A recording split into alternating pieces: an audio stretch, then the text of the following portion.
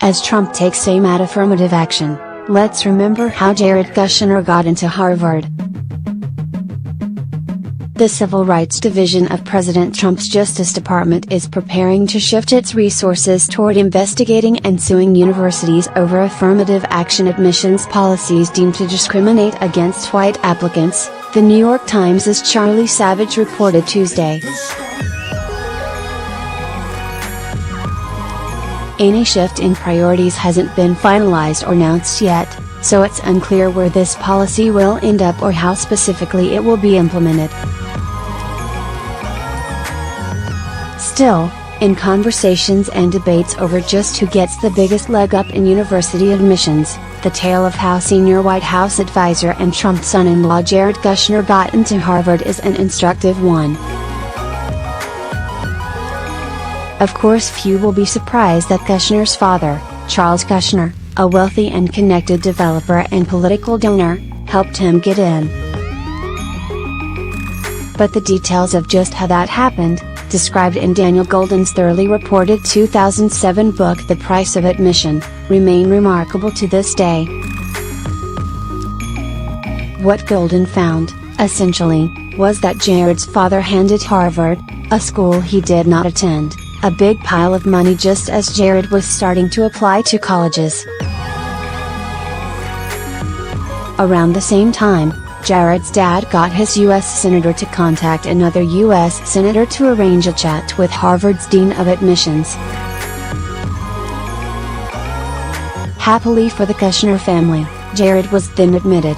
But several officials at Jared's high school outright told Golden that they found the choice puzzling, since his grades and academic record really didn't seem to merit it.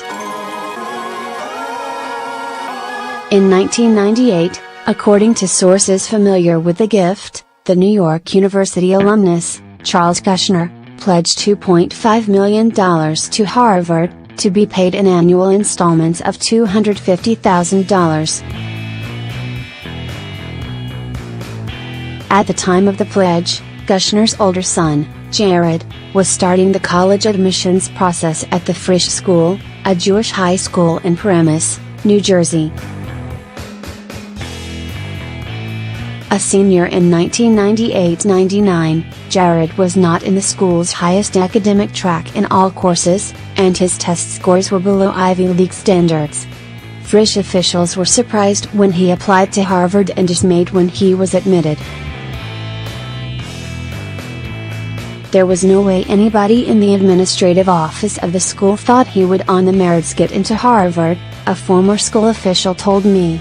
His GPA did not warrant it, his SAT scores did not warrant it.